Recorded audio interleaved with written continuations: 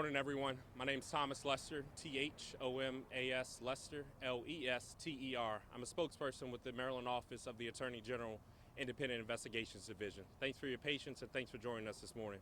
We're here to provide you an update on an officer-involved shooting that occurred earlier this morning here in the 7500 block of Annapolis Road in Lanham. With me, I have New Carrollton Chief of Police David Rice, the Executive Assistant Chief of Police for the Metropolitan Police Department, Jeffrey Carroll, and Maryland State Police Superintendent, Colonel Roland Butler. Preliminarily, our office has received information that the decedent in this morning's officer-involved shooting is connected to various crimes that occurred in D.C. and Maryland beginning late last night into the overnight hours. I want to emphasize that, again, this information is preliminary and that the Attorney General's office is still working with our law enforcement partners to confirm the exact involvement of the decedent in this morning's actions. So, to begin our press conference, I want to start with DC Police. They will walk us through the incidents that occurred in their jurisdiction. Following that, Maryland State Police will come up and talk about an incident that occurred within their jurisdiction. Chief Rice will come up, provide a brief remarks, and then I will come up and speak more in depth about the officer-involved shooting that occurred here this morning and while we're holding a press conference. Any questions before we begin? All right, Chief. Good morning, everyone. As he stated, my name is Jeff Carroll. I'm the Executive Assistant Chief at the Metropolitan Police Department in Washington, D.C. First off, let me start by saying this is a very tragic circumstance that we're about to speak to today. They take place as multiple incidents in a variety of jurisdictions in the National Capital Region. Also, I want to emphasize that the tragedy has happened here to the community members and the victims that are associated with these crimes. With that being said, I'm going to walk you through the incidents that occurred in the District of Columbia and the collaboration and how we transferred that to our partners inside Maryland.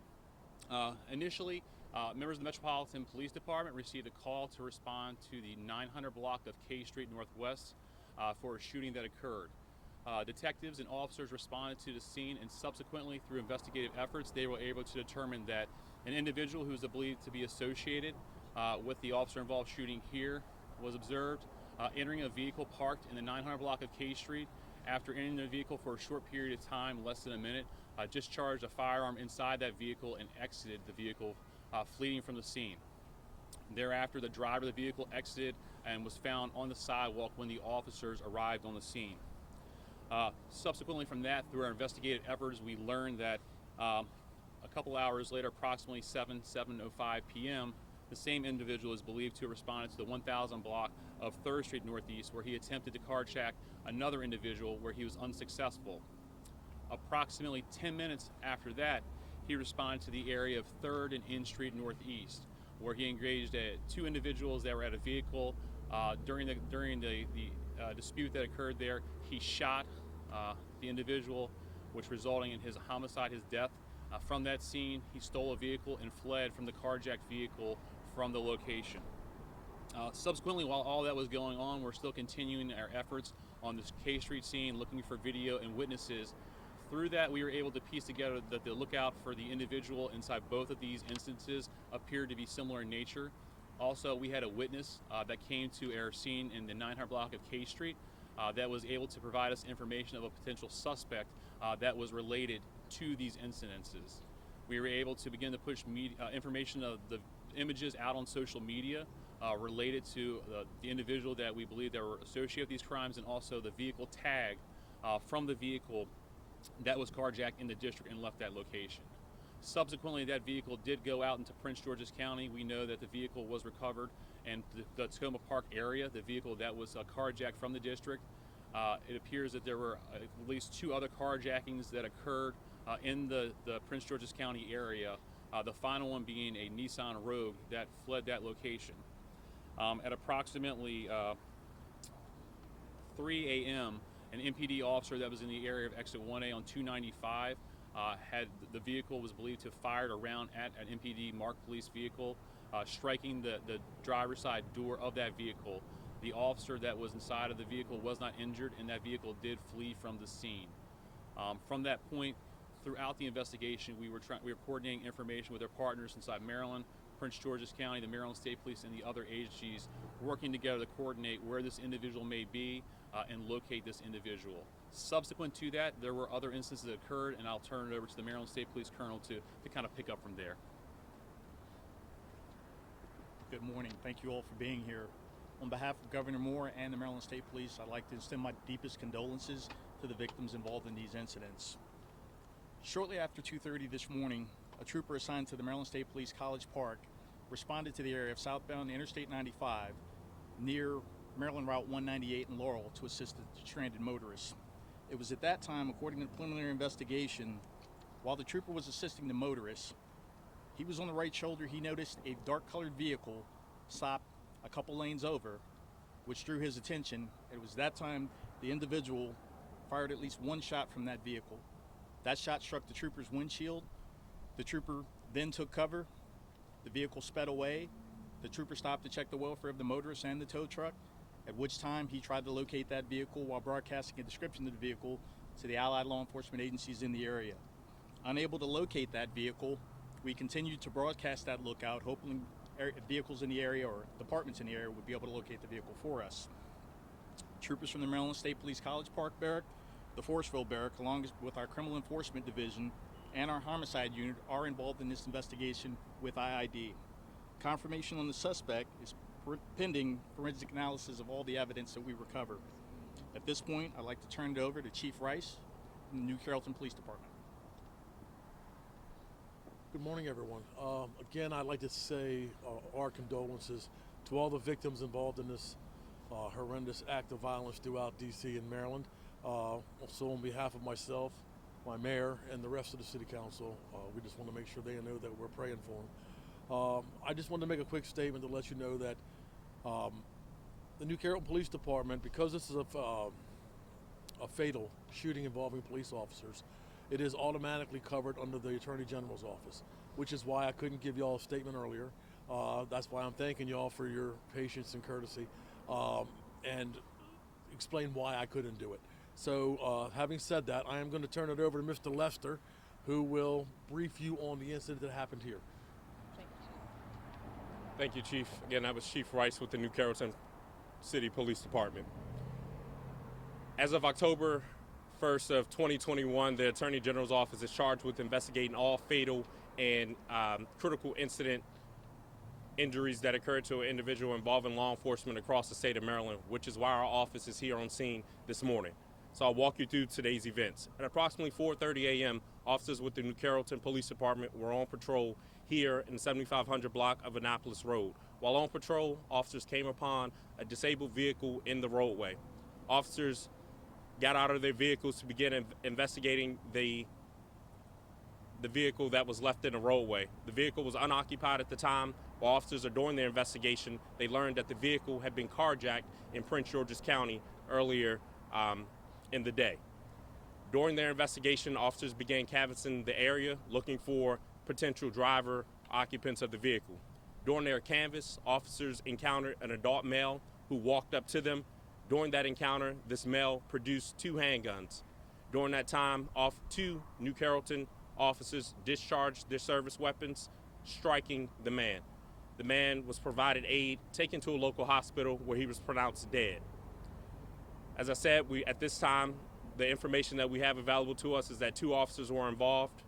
We do know that the New Carrollton Police Department are issued body-worn cameras and officers were equipped with those cameras. We're still working to determine whether or not the incident was captured on camera. Standard, what we will do is within the next 2 business days, release the name of the man who was killed this morning, as well as the officers involved. The next steps after that is within 20 business days, our office will release any camera footage that we were able to recover during the incident. In between that time, what will happen is our investigators and team of attorneys will focus their portion of our investigation on the events that happened here during the officer-involved shooting. We will review that officer-involved shooting. At that point in time, we will release a report that either explains why the Attorney General has declined charges or why the office has pursued charges in the case. That is standard in any officer-involved shooting investigation that occurs in the state of Maryland. It is not anything particular to this incident that occurred here this morning. Are there any questions? gunfire here between the two New Carrollton officers and the suspect. The suspect fire either of those two weapons? We're still early on in the investigation, Mark. I wish I knew that answer, but that's something that our investigators are looking into. Did you recover those two weapons? We did recover 2 weapons at the scene. They were operable, loaded. And it's still too early to say. That's a part of the forensic and gun analysis that takes place post-incident. You described this individual as a man, so we're presuming an adult male, not a juvenile. Correct. At this time, the information that I have is that he's an adult male. The vehicle that ended up here, is this a vehicle that Maryland State Police saw up on the highway, or a different vehicle yet again? Preliminarily, we're still working to make that connection. Okay. Can you clarify, you said some carjackings in Prince George's. How many carjackings happened in Prince George's County, and do we know where? I don't have the exact number at this time. I don't want to speculate. Prince George's County Police should be able to provide that information to you. Does it seem like this, 1 second. I'm sorry. I'm just letting him finish and I'll come to you. Yes, ma'am. does it seem like this person was just approaching people at random, like didn't know any of the victims, just kind of was going on a rampage, or how would you characterize it? I'll let law enforcement speak to what their investigation is showing at this time if they have any information to provide. Sure. So the information that we have received so far is there is no connection between the individuals in that perpetrated this crime and the people in the District of Columbia. The information that we do have is that potentially there was a mental health concerns with this individual, and he went on this spree. So this is not a typical carjacking or crime spree. It does appear there's mental health concerns and overtones related to this. Was he known to you prior to this? He was known to law enforcement, but nothing associated to anything similar to this. Chief, did the witness at the first scene who led you to identify the suspect know the suspect and have a personal relationship or relative of that suspect? The person who approached us at the scene, they had information about him. I don't want to get into the exact relationship, but they did have information that was able to help us identify who it They was. knew the suspect. Yes, they did know who it was. And Chief, did we ask you about the status of your two officers who engaged with the suspect? Yes, sir. They are still being questioned by the investigators. Their physical health, they're fine. They're not injured in any way. They'll be on leave? Or what was Yeah, that? they'll be, as soon as they're done with the questioning, they will be put on administrative leave. Can you tell us anything about their years of service in the department? Well, I won't get into that again. That'll all fall under the AG's, Yes, ma'am.